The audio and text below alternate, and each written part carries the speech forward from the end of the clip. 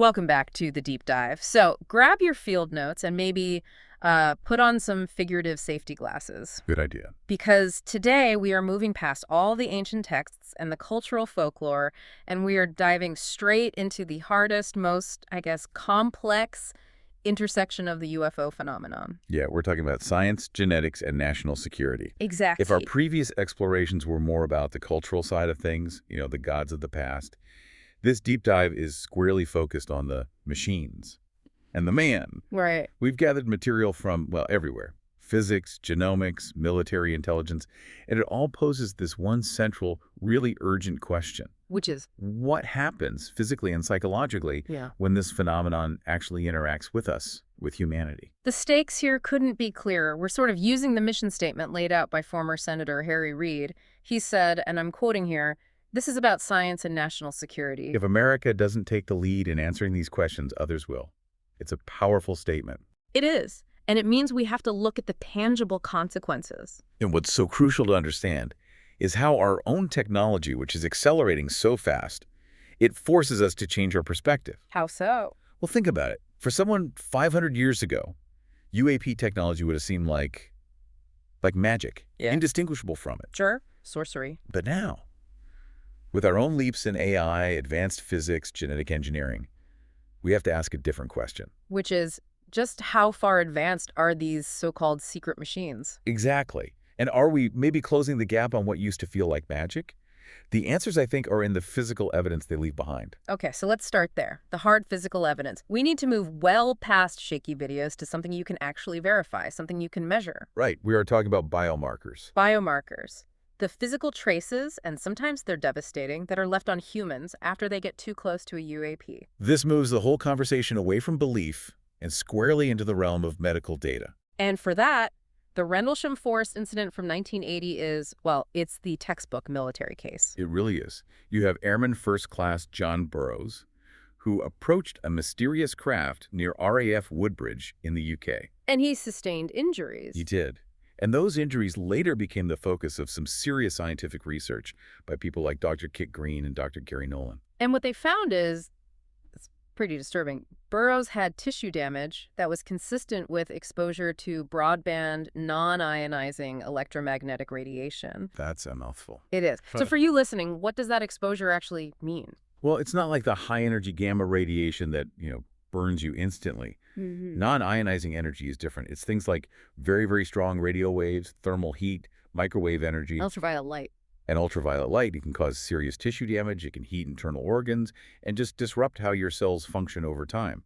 It was a serious, medically documented radiation exposure. But what's really profound about Burroughs' injury wasn't just the damage itself, it was what happened to his medical files afterward. Ah, yes, the classification. Dr. Green noted his records were handled at this almost unprecedented level of national security. We're talking on par with something like Adolf Hitler's medical records. Or President Kennedy's autopsy files. That's the level we're at. And that is the ultimate confirmation.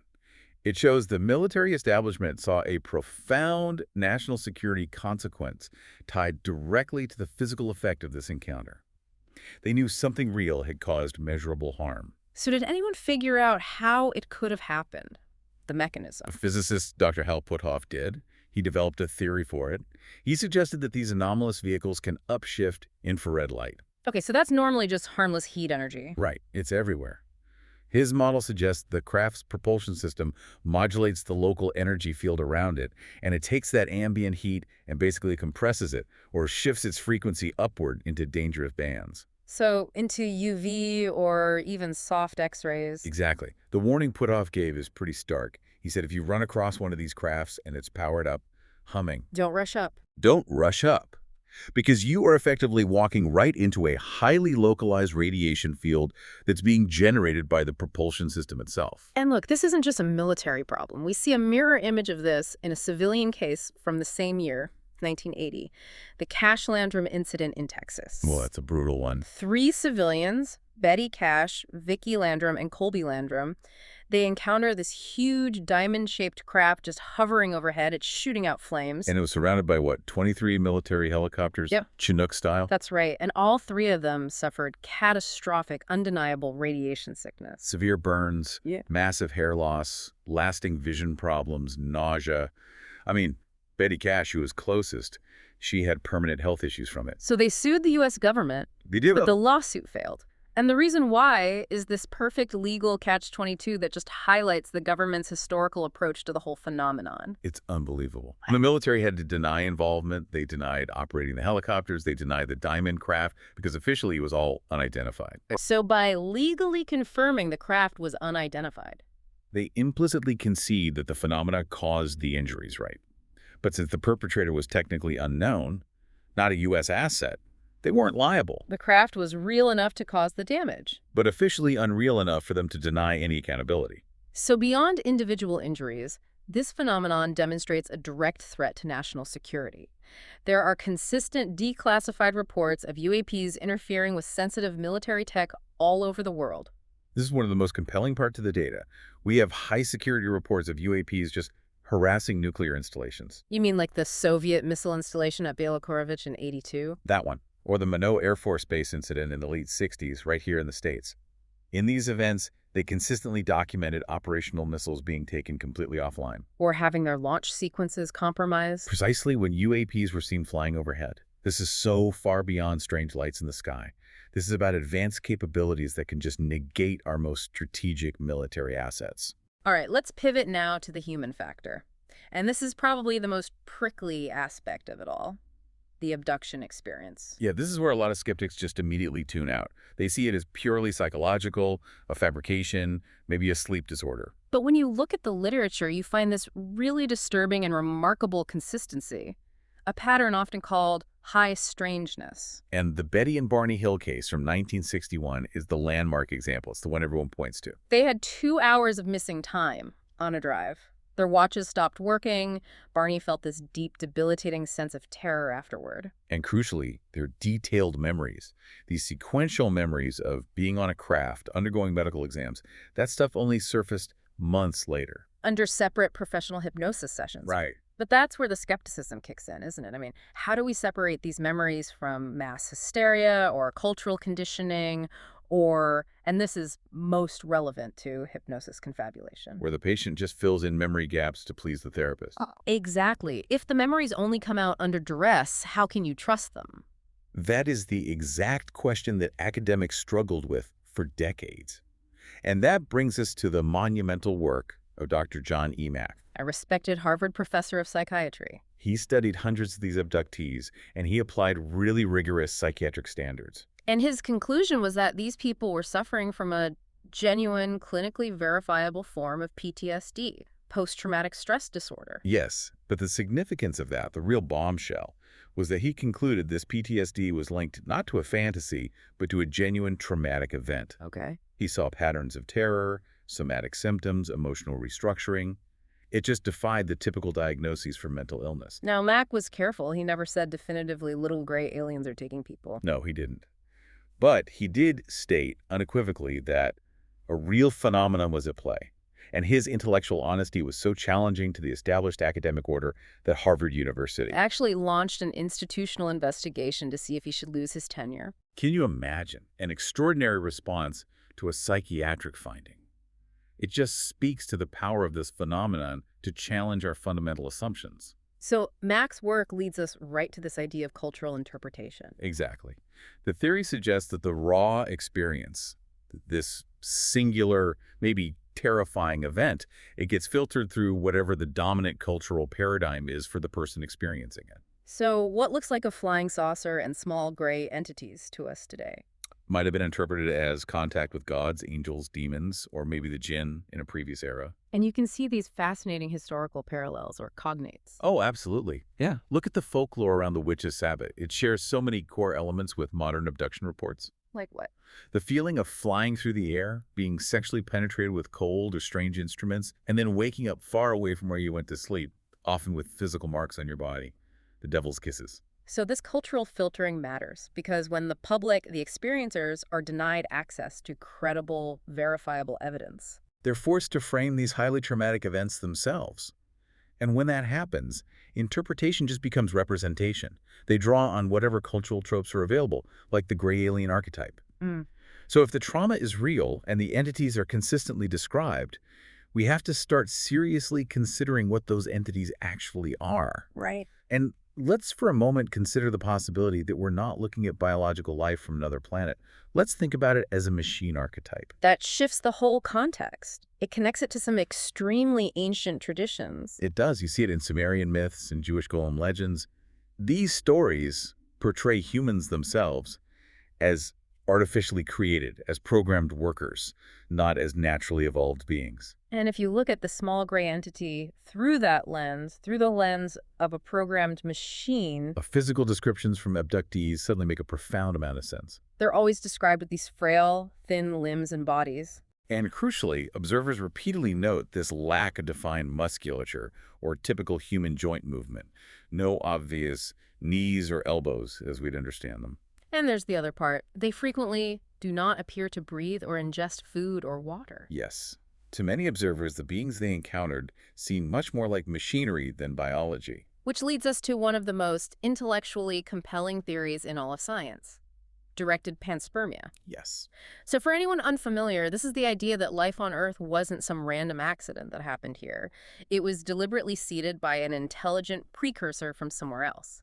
And the big names supporting this are, well, huge. The theory was passionately advocated by Francis Crick. The Nobel laureate who co-discovered the structure of DNA. The very same. For someone of his stature to spend the later years of his career arguing that life was purposefully engineered and seeded here, that speaks volumes. And the evidence he pointed to for this intelligent design is just staggeringly mathematical. It links our biology to ancient wisdom. The 64 codons of our genetic code, that's 4 chemical bases arranged in groups of 3, they perfectly match the 64 hexagrams of the ancient Chinese text, the I Ching. Okay, let's unpack that alignment, because that sounds like more than just a coincidence. It feels like it. Our DNA uses 4 bases, A, T, C, and G in triplets, or codons, to build proteins. 4 to the power 3 is 64. Okay. The I Ching, the classic Chinese text of philosophy and divination, is based on a binary system of broken or unbroken lines, yin and yang. It uses 6 of these lines in a sequence to form a hexagram. 2 to the power 6. Is also 64. It's the exact same mathematical structure. So you have the foundational structure of human life, our genetic code, following the exact same binary logic as a 3,000-year-old philosophical text. It implies that consciousness, mathematics, and the architecture of life itself are all intrinsically linked. So if the life code is complex and purposeful, then the identity of the alien shifts. It has to. Look at our own scientific push in the mid-century, right after Sputnik, toward integrating humans in technology. Right, people like H.E. Licklider and Klein, who actually coined the term cyborg. Their whole concept, laid out back in the 1960s, was that for humans to survive long-term space travel or hostile environments, we must take an active part in his own biological evolution. Creating cyborgs. Creating cyborgs that rely on machine-derived unconscious controls. So they imagined us shedding our biological fragility, using self-regulating systems to handle things like blood pressure, breathing, temperature. Allowing the conscious mind to focus entirely on the mission. The goal was to eliminate the squishy, messy, vulnerable parts of being human. So the takeaway here is just stunningly simple. It is. Our own drive toward strong AI, toward robotics, toward integrated biomachine technology, it means we are, right now, today, creating the very same robotic androgynous beings that match these decades-old descriptions of the Greys. It forces you to confront this bizarre possibility that the aliens are, in some sense, our own technological future, or a creation from a distant point in time or space, maybe revisiting the source of their own existence. And that technological connection brings us full circle, back to consciousness and communication. Specifically, the telepathy that's so often reported in abductions. There's a new theory that DNA is actually quantum entangled. Meaning the information within our genetic structure is non-local. It's instantly connected. And this quantum connection could provide a potential physical basis for that reported telepathic communication. If consciousness is universal, what some call a panpsychic concept, then the brain might just be a sophisticated biological receiver. Capable of tuning in to signals that bypass our normal senses. It suggests we are all linked at the deepest physical level to a much larger network of information. So to try and synthesize this really complex deep dive, the phenomenon, it just refuses to be put in a single box. It exists at this nexus of technology, consciousness, genetics, and of course, national security. We have hard physical evidence in biomarkers. We have consistent psychological trauma, like PTSD, that seems to result from a genuine event. And then we have the profound implications of life's own mathematical code. It challenges every classical materialist view of reality we hold. And you have to consider the implication for us, for the man in this whole machine equation. Our DNA, it's designed for a kind of theoretical immortality. It has to survive and reproduce. Right, but to do that, it has to kill off each temporary host, each generation. To ensure its own long-term survival. And yet we, as these temporary hosts, spend our entire brief lives seeking our own immortality. Through spirituality, cryogenics, alchemy, Yeah. whatever it is, we're in direct defiance of that core genetic imperative. That's the great human paradox, isn't it? The ultimate internal conflict. It is. So here's a provocative thought for you to carry forward, based on everything we've just discussed. If the genetic code is designed for temporary hosts, all to ensure the immortality of the code itself, is it possible that our intense, universal human desire for eternal life, that profound conflict with our own biology, is actually an encoded genetic memory? A memory that dimly remembers our off-planet, technologically advanced, and perhaps immortal origins. We'll leave that thought for you to explore.